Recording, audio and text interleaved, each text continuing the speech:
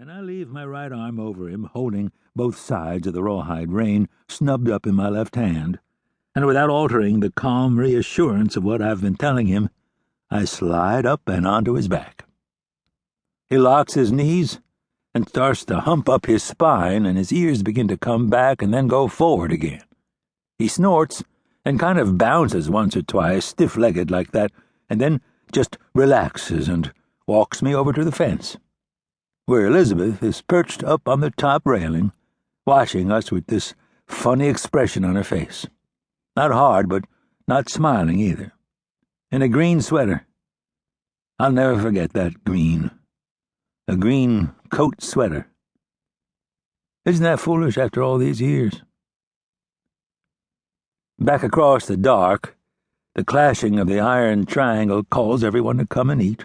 The hands at one long table, and the foreman and his family and the guests of the ranch at another.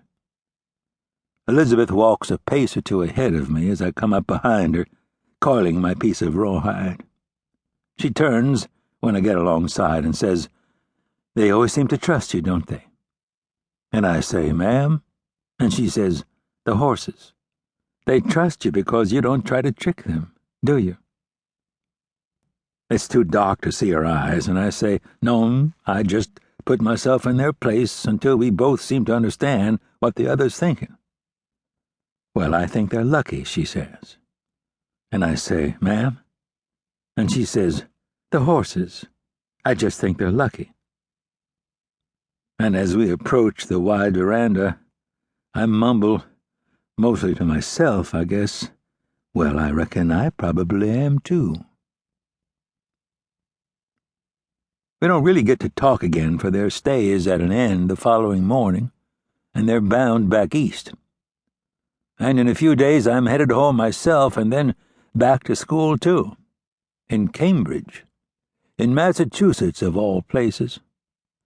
And as they say, the die seems to have already been cast, without me understanding or even being aware of the wheels that had been set in motion a long time before I looked up like that, squinting into the setting sun, and probably smelling not unlike the dust and rank horsehide of my then-present occupation. For I'll soon be taking my own train ride in the same direction, too.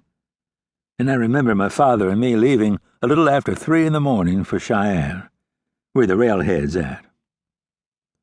My last night home, my ma comes in while I'm still packing and sits on my bed, watching me choosing from the stack of clean clothes she'd brought that are all folded perfectly like a pile of books, but soft and warm from her ironing. And without looking up as I'm arranging everything in my case the way I want it, I say, "You know, I met a very lovely girl down at the White Cross Ranch, and I think I'm going to marry her." And when the words come out in the open like that, so they can't be taken back, with my ma sitting on the corner of my bed for a witness, it shocked me even more than her. And scared me, too, I have to say, because I hadn't had the time or maybe just the courage to dwell on it. But to tell the truth, when I heard those words myself, spoken right out loud, it was as if I was just repeating what had already been signed and sealed and delivered, even though I hadn't stopped to wonder if Elizabeth had gotten the same message, too. Like as if it was already a settled and complete thing, although it hadn't hardly even begun yet. "Ma," I says, "I met this beautiful girl, and I'm going to marry her." South Station in Boston early Sunday afternoons, and then back again from Connecticut on the last train north every Sunday night. All through the winter, with me in my old hat, and even older sheepskin coat that was permanently soiled from years of working and feeding animals in it.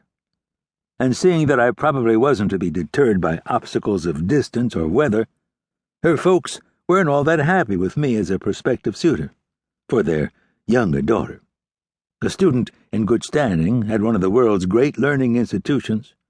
I was still, by their lights, an interloper in a cowboy hat who walked bow-legged in strange boots and talked like he came from a foreign country.